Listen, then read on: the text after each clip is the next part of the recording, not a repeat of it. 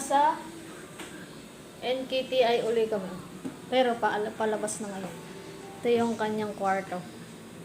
CR. Maganda yung CR. Malaki. Tapos parang mayroon siyang drawer. Diba? Ayan. Higaan. May TV. May rep din. May rep din. May rep. Si Roxanne. Dito ako natutulog.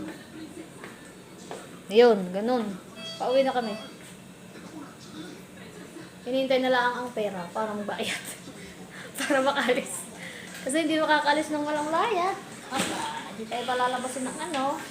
NKTI. Ano? Ay, nako. Si Icon. Mulat.